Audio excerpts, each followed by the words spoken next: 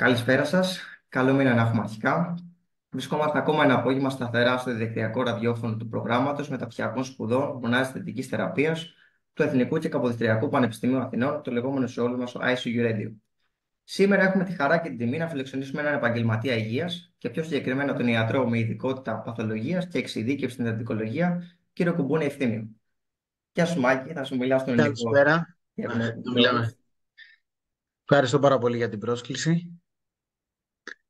Ε, Αρχικά θα ήθελα να σε ευχαριστήσω προσωπικά που δέχτηκες την πρόσκλησή μου για τη σημερινή συνέντευξη και πρότεινες να συζητήσουμε ένα ζήτημα το οποίο αντιμετωπίζουμε συχνά εμείς επαγγελματίες υγείας που εργαζόμαστε στη μονάδα θετικής θεραπείας. Και ποιο είναι αυτό? Ο εγκεφαλικός θάνατος. Είναι γνωστό πως τα μεγαλύτερα μυστήρια της ανθρώπινης ύπαρξης είναι το μυστήριο της ζωής και το μυστήριο του θανάτου.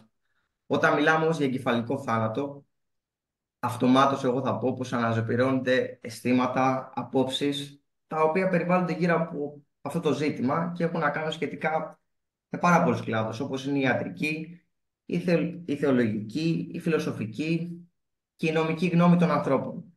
Για να μην περιπλέκονται όμως τα πράγματα σήμερα, γιατί είναι ευρύ το φάσμα όσα θα μιλάμε για κεφαλικό θάνατο, θα μιλήσουμε ως προς την ιατρική προσέγγιση σχετικά με αυτό το ζήτημα.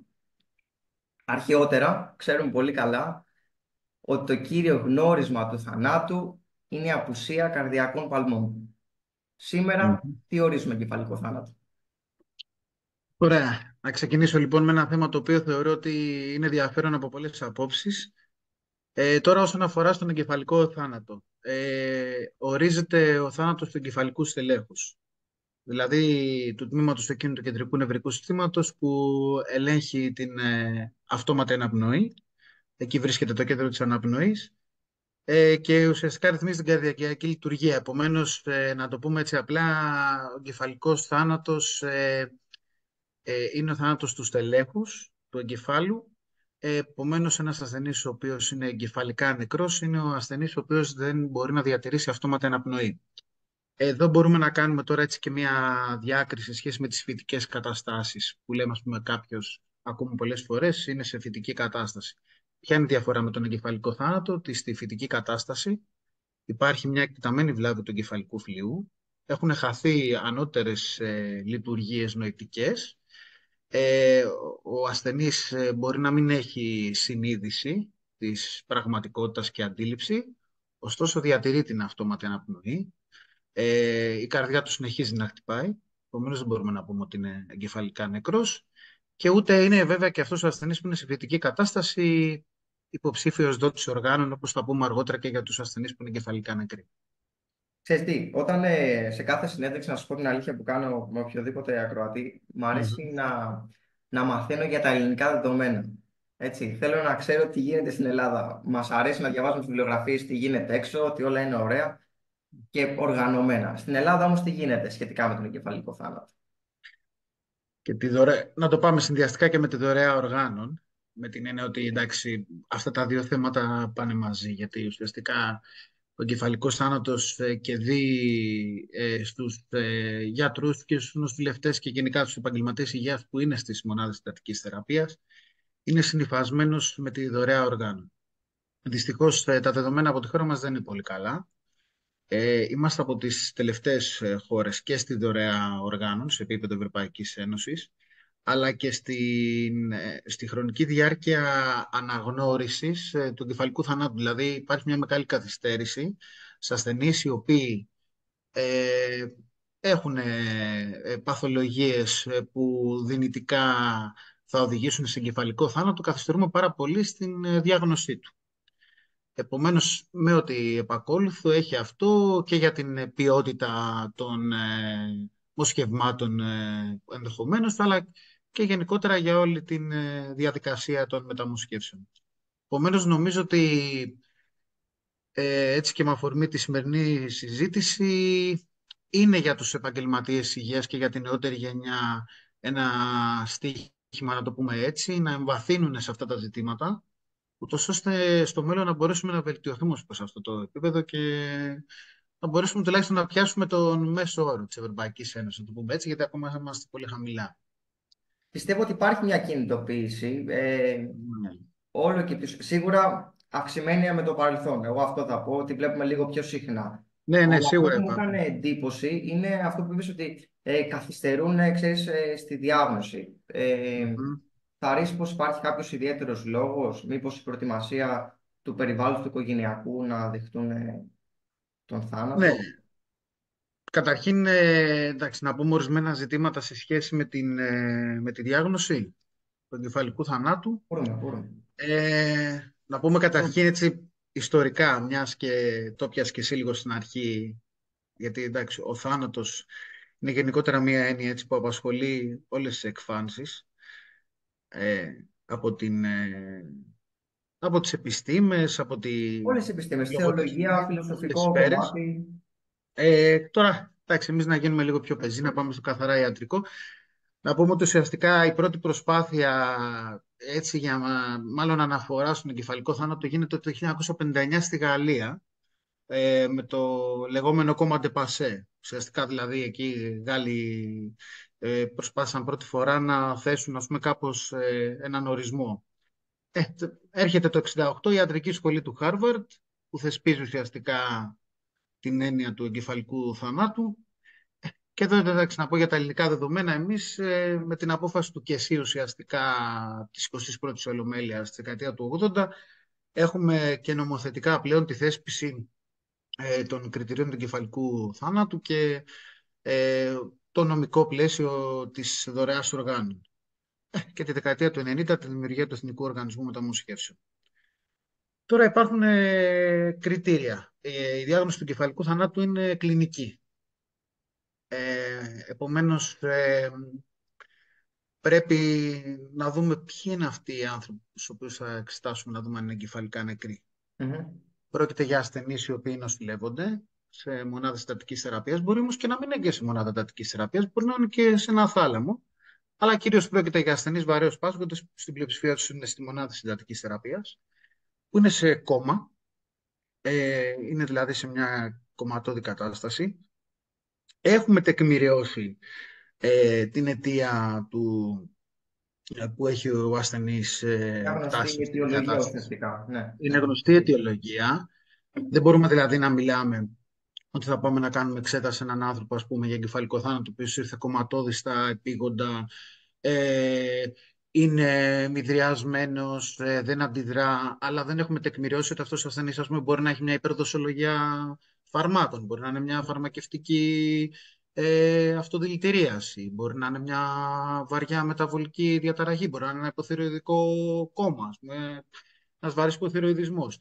Μιλάμε για ασθενείς, στους οποίους έχει τεκμηριωθεί η αιτιολογία του κόμματος. Είναι μία αναστρέψιμη κατάσταση. Συνήθως τώρα για τους ασθενείς που είναι στις μονάδες εντατικής θεραπείας είναι ασθενείς με κρανιογκεφαλικές κακώσεις, με αιμορραγίες παραχνοειδείς, αυτόματη ενδοκεφαλική αιμορραγία, ένα πολύ εκτεταμένο ισκεμικό εγκεφαλικό επεισόδιο.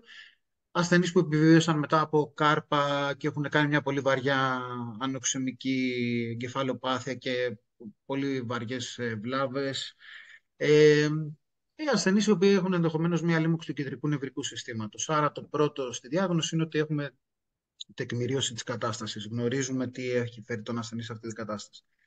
Δεύτερον, ο ασθενής δεν παίρνει καταστολή ή δεν παίρνει φάρμακα τα οποία μπορεί να τον έχουν οδηγήσει σε αυτό. Δηλαδή, εντάξει, δεν μπορούμε να πάμε να κάνουμε ας πούμε, διάγνωση εγκεφαλικού θανάτου σε έναν ασθενή ο οποίος παίρνει καταστολή με μηδαζολάμι, προποφόλη, παίρνει μυοχάλαση. Άρα αυτά θεωρείται ότι έχουν διακοπεί.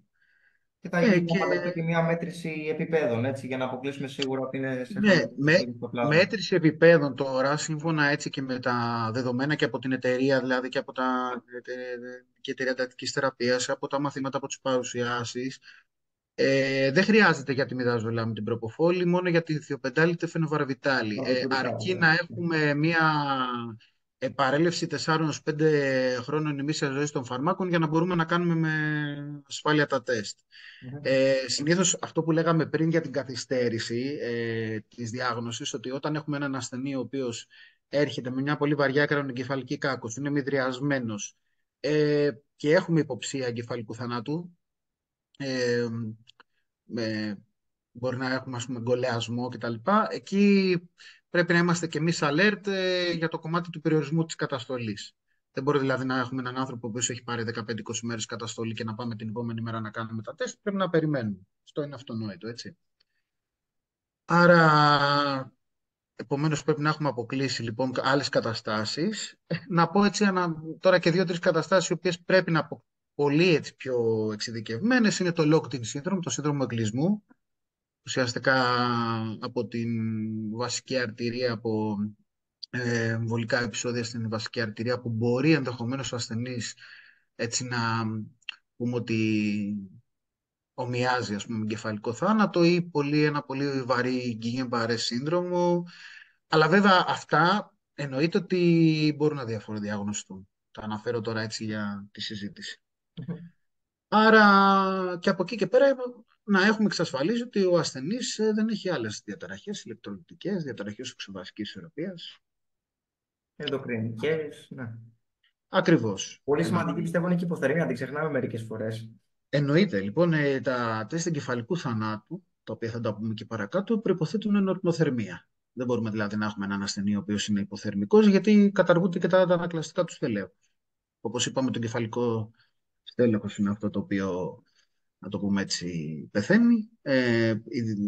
Οι λειτουργίες του δηλαδή είναι αυτές οι οποίες χάνονται. Επομένως, σε μια υποθερμία έχουμε δυνητικά αναστρέψιμη αιτία. Άρα να ξεκινήσουμε λοιπόν για το κομμάτι της διάγνωσης. Θέλουμε νορμοθερμία. Θέλουμε φυσιολογική πίεση, δηλαδή ένας ασθενής ο οποίος είναι υποτασικός δεν μπορούμε να προχωρήσουμε στα τεστ του εγκεφαλικού θανάτου. Και τώρα θα μου πείτε ποιοι είναι αυτοί που κάνουν το τεστ του εγκεφαλικού θανάτου. Λοιπόν, είναι τρεις Παρένθεση, γιατροί, έτσι. και μου ήρθε τώρα φλασιά τελείω. Ναι. Όταν είπες για το Harvard, θυμάμαι Μμμ. χαρακτηριστικά όταν αποφασίζουν ουσιαστικά για τον εγκεφαλικό θάνατο, ήταν 10 νευροεπιστήμονες, αλλά ήταν και ένας θεολόγος, ένας νομικός και ένας ιστορικός των επιστημών. Ήταν δηλαδή ευρύ το φάσμα για να αξιολογήσουν πράγματα και να ουσιαστικά να υπάρχει μια θεωρία γύρω από τον εγκεφαλικό θάνατο. Πολύ ενδιαφέρον αυτό. Πολύ ενδιαφέρον. Ναι. Μου ήρθε φλασιά κιόλας από το μεταπτυχιακό. Και σίγουρα, εντάξει, όσον αφορά το θέμα του θανάτου, αυτό που πάμε ξανά Τα στην προαπαιτούμενα, αρχή. ναι, τα προαπαιτούμενα. Ακριβώς. Ότι τα προαπαιτούμενα λοιπόν. Μάλλον θα ξεκινήσουμε από αυτό. Ποιοι γιατροί θα κάνουν τα τεστ. Είπαμε λοιπόν ότι η διάγνωση είναι κλινική, έτσι. Άρα χρειάζονται γιατροί, οι οποίοι θα κάνουν εξετάσεις. Λοιπόν, είναι τρεις γιατροί οι οποίοι πραγματοποιούν τα τεστ του εγκεφαλικού θανάτου. Είναι ένας νευρολόγος ή νευροχειρουργός, ένας αναισθησιολόγος και θεράπων, ο οποίος προκειμένου είναι γιατρός μονάδας συντατικής θεραπείας. Αυτοί οι τρεις γιατροί οι οποίοι έχουν εμπειρία θα εξετάσουν τον ασθενή, θα κάνουν τα τεστ και τα τεστ πρέπει να γίνουν με ένα διάστημα, γίνονται 2 φορές, έτσι για λόγους ασφαλείας.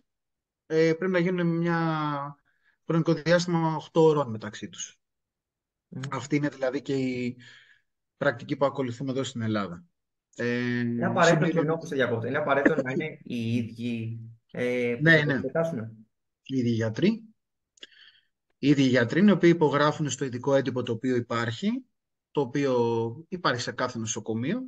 Να πούμε εδώ πέρα ότι σε κάθε νοσοκομείο υπάρχει συντονιστής γιατρός του ΕΟΜ, έτσι, ο οποίος συντονίζει ουσιαστικά την διαδικασία δωρεάς οργάνων, βρίσκεται ο πιθανός δότης, γίνονται τα τεστ. Εντάξει, τώρα δεν θέλω να πω σε αυτή τη διαδικασία γιατί ξεφεύγει και από τα όρια της σημερινής συζήτησης, αλλά τέλος πάντων είναι οι τρεις οι γιατροί που λέμε αυτοί οι οποίοι θα κάνουν την εξέταση. Τώρα τι εξετάζουμε εδώ πέρα, έτσι. Μμμ. Καταρχήν, εφόσον έχουμε πει ότι δεν υπάρχει αίτιο αναστρέψιμης εγκεφαλικής βλάβης ή να αποκλείσουμε τέλος πάντων τις άλλες αιτίες, ότι ο ασθενής μας είναι νορμοθερμικός, ότι ο ασθενής μας δεν έχει ηλεκτρολιτικές διαταραχές. Να πω εδώ πέρα τώρα παρένθεση ότι αν υπάρχει παραμικρή αμφιβολία, εννοείται ότι δεν μπορούμε να προχωρήσουμε σε τεστ εγκεφαλικού θανάτου σε καμία περίπτωση. Πρέπει να λύσουμε πρώτα δηλαδή διάφορα άλλα ζητήματα τα οποία γύρουν, ας πούμε, αμφιβολίες γύρω από την διενέργεια των εξετάσεων και μετά να προχωρήσουμε. Είναι Επομένως, και από το τη νομικό στιγμή... πλαίσιο ουσιαστικά κιόλας, όχι μόνο δηλαδή για το ηθικό πλαίσιο, είναι και για το. Ακριβώς, είναι και το νομικό πλαίσιο το οποίο διέπει όλη τη διαδικασία και είναι και το... Ακριβώς, και το όλα μαζί, και το Λοιπόν, ηθικό. ναι, ναι. Τώρα ελέγχουμε λοιπόν τα αντανακλαστικά του σπελαίου. Είπαμε ότι ουσιαστικά πρόκειται για έναν ασθενή ο οποίος δεν λαμβάνει καταστολή, αυτά που λέγαμε και πριν. Αυτά τα αντανακλαστικά είναι πρώτον το οφθαλμοκεφαλικό. Είναι αυτό που ξέρουμε όλοι με τις κινήσεις ουσιαστικά των οφθαλμών της κούκλας. Έτσι, ελέγχουμε την τρίτη, τέταρτη και δέκατη εγκεφαλική συζυγία, γιατί ουσιαστικά όλες οι πυρήνες μάλλον των νεύρων εδράζονται στην περιοχή του στελέχους. Επομένως, με κάθε ένα από αυτά τα αντανακλαστικά ελέγχουμε κάποιες ομάδες εγκεφαλικών συζυγιών και άρα έτσι μπορούμε να τεκμηριώσουμε και τον εγκεφαλικό θάνατο. Σε ασθενή ο οποίος είναι εγκεφαλικά νεκρός και εφόσον έχει ακεραιότητα τη αυγενική μοίρα σπονδυλική στήλη, φυσικά γιατί σε έναν ασθενή ο οποίο έχει κάκο αυγενική μοίρα σπονδυλική στήλη, δεν μπορούμε να πάμε να κάνουμε τη συγκεκριμένη εξέταση, γιατί προϋποθέτει κίνηση ουσιαστικά της κεφαλής από τον εξεταστή, ο οποίος είναι στο πίσω μέρος του εξεταζόμενου, στην κορυφή δηλαδή της κεφαλής, και έχοντας τα χέρια του ουσιαστικά στο κεφάλι του ασθενούς, το στρέφει προς τη μία πλευρά και ακολούθως προς την αντίθετη 180 μοίρες. Σε έναν ασθενή ο οποίος είναι κεφαλικά νεκρός, έχει καταργηθεί δηλαδή αυτό το αντανακλαστικό, οι οφθαλμοί στρέφονται προς την μεριά που στρέφεται και η κεφαλή.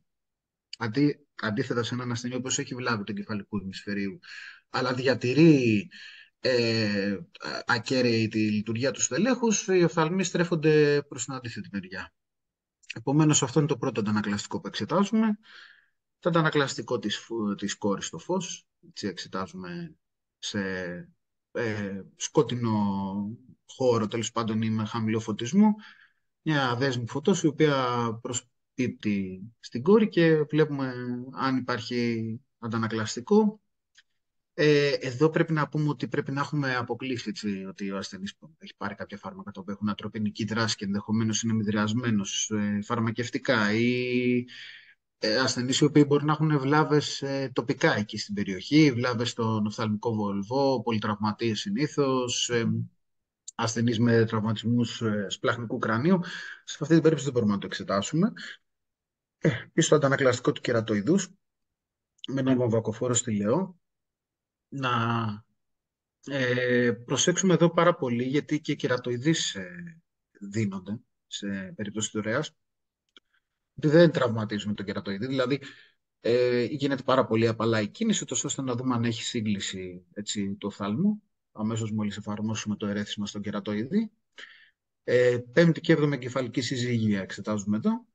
Μετά έχουμε το οφθαλμοδουσιαίο αντανακλαστικό, στο οποίο ουσιαστικά με την εφαρμογή 20 ml περίπου παγωμένου υγρού στον έξω ακουστικό πόρο ερεθίζουμε την τυμπανική μεμβράνη και έχουμε στροφή των οφθαλμών, κίνηση των οφθαλμών σε φυσιολογικούς ασθενείς. Ασθενείς με εγκεφαλικό θάνατο έχουμε απώλεια κίνηση των οφθαλμών. Αυτό είναι το αντανακλαστικό, Ναι, στο οποίο φυσικά έχουμε... τα μάτια στρέφονται προς τη μεριά Ναι, του διακλεισμού. ακριβώς. Ενώ σε ασθενή με εγκεφαλικό θάνατο, τέλος πάντων που δεν έχει το συγκεκριμένο αντανακλαστικό, δεν υπάρχει καμία κίνηση. Παρατηρούμε δηλαδή περίπου για 15-20 δευτερόλεπτα, περιμένουμε, βλέπουμε ότι δεν υπάρχει συγγνώμη, καμία κίνηση και είμαστε και τεκμηριωμένα, ας πούμε, ξέρουμε ότι έχουμε και αυτή τη δοκιμασία θετική.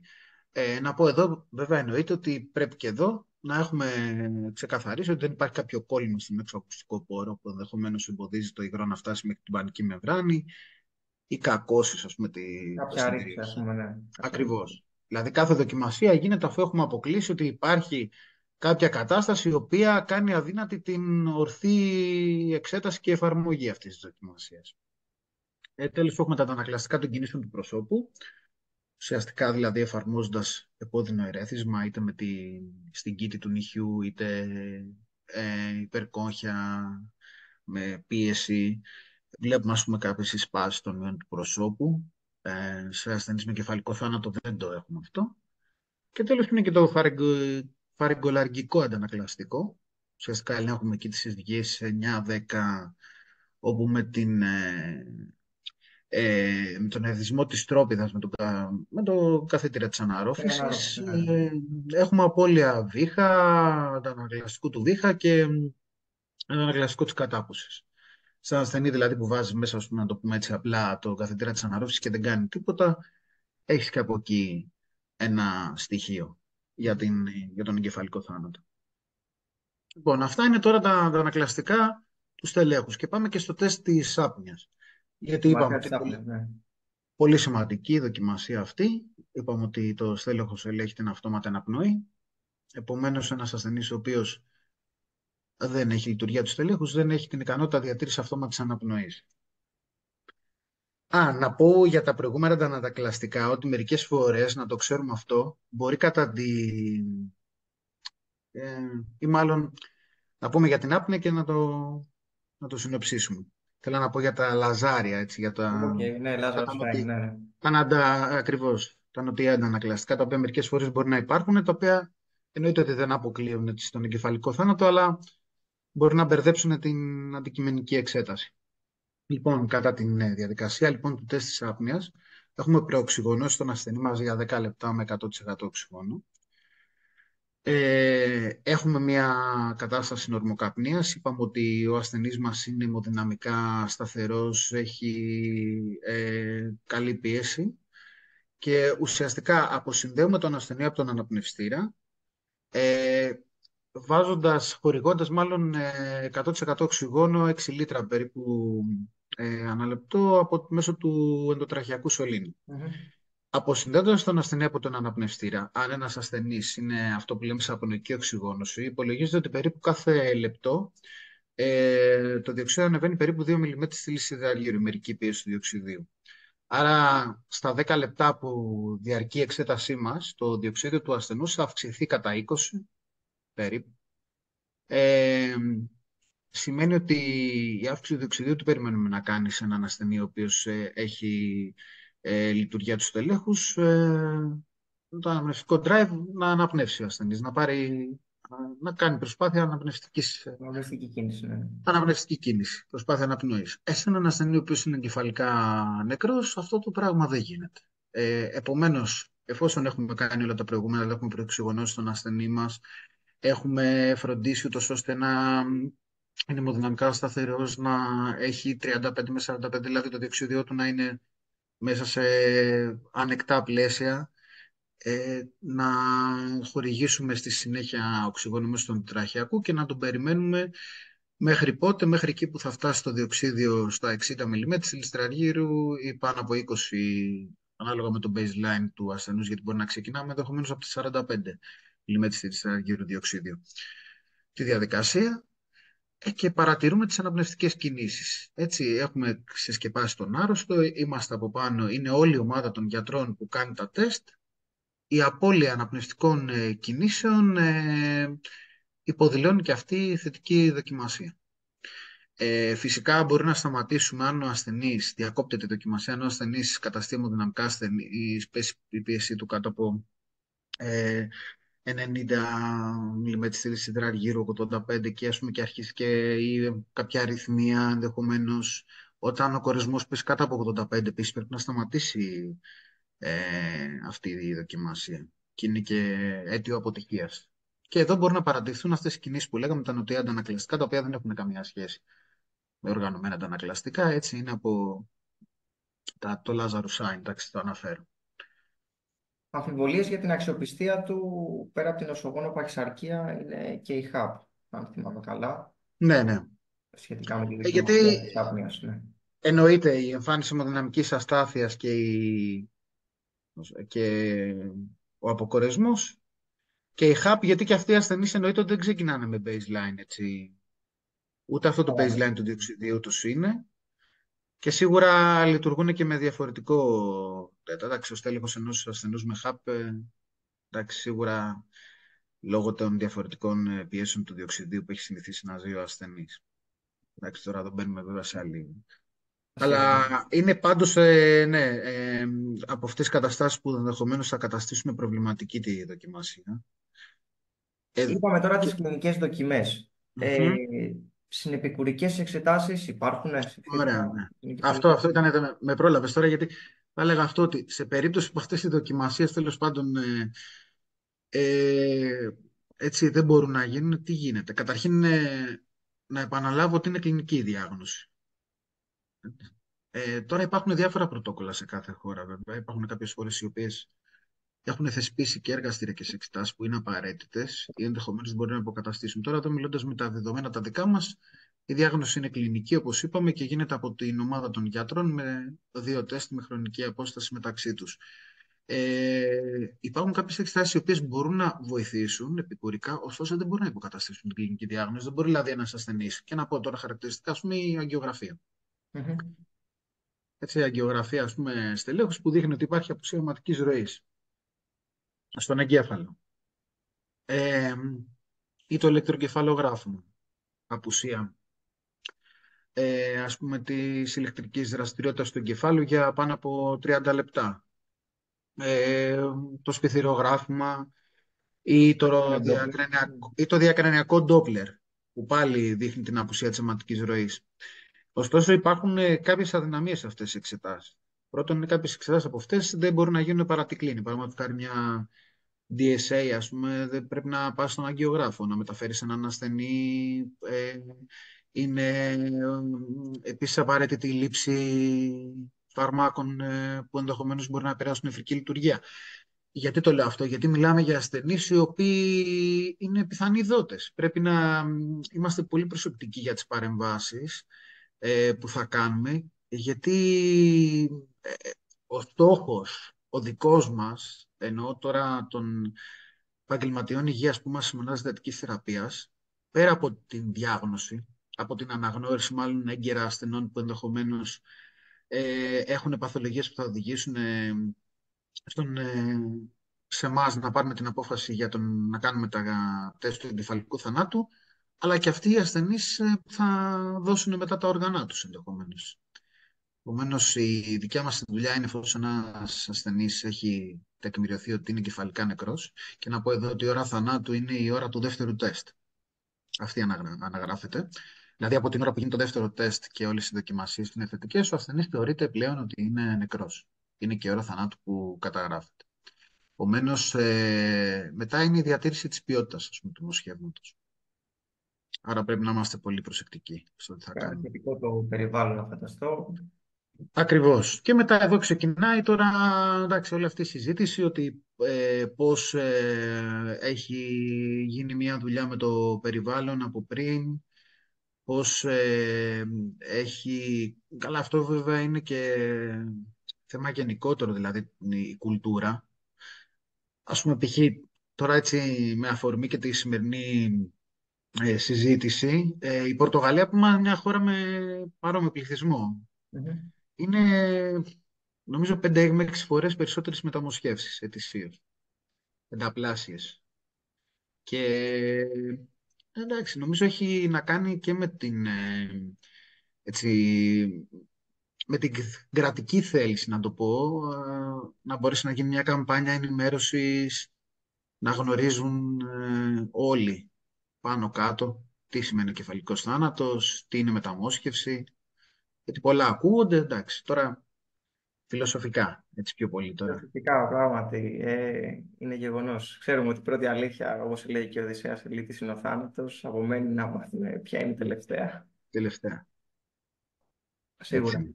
Ε, Μάκη, εξαιρετική παρουσίαση, να σου πω την αλήθεια, και εξαιρετική προσέγγιση σχετικά με τον εγκεφαλικό θάνατο. Και το τονίζω αυτό κιόλας ξανά, γιατί μιλάμε προς το ιατρικό κομμάτι και όχι στα υπόλοιπα πλαίσια, όπως είναι η μεταμόσχευση, η φιλοσοφία, η θεολογία, που προσεγγίζει γενικά τον εγκεφαλικό θάνατο. Είμαστε πίσω, η αλήθεια είναι ότι είμαστε πίσω αρκετά. Ε, Στη μεταμόσχευση, μην κρυβόμαστε τώρα, είναι αλήθεια αυτό. Είναι Ναι, αλήθεια. δυστυχώς. Είναι κρίμα Αλλά μερικές φορές να χάνονται αυτά τα όργανα, γιατί όσο σκληρό και να ακούγεται, είναι χρήσιμα. Είναι χρήσιμο. έτσι Σε είναι. ευχαριστώ, Μάκη. Σε ευχαριστώ. Πραγματικά σε ευχαριστώ για σήμερα. Και εγώ ευχαριστώ πάρα πολύ για την πρόσκληση. Εντάξει, νομίζω ότι το βασικό αυτό είναι να μείνει τουλάχιστον ότι ο εγκεφαλικός θάνατος είναι θάνατος, γιατί δεν μπορούμε να μιλάμε για ένα ζωντανό οργανισμό μέσα στον οποίο υπάρχει ένας νεκρός εγκέφαλος. Μιλάμε για έναν ασθενή ο οποίος ο εγκέφαλός του έτσι δεν έχει πεθάνει, να το πω έτσι απλά, επομένως το όλον είναι νεκρό πλέον.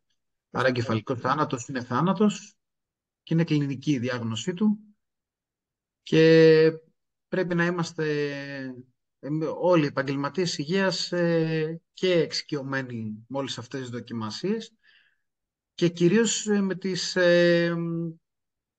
να το πω έτσι, με τις προϋποθέσεις, ούτως ώστε όλα αυτά να γίνουν σωστά. Είναι σωστά. Πράγματι. Ακριβώς. Ναι. Σε ευχαριστώ, Μάκη. Σε ευχαριστώ πολύ για σήμερα.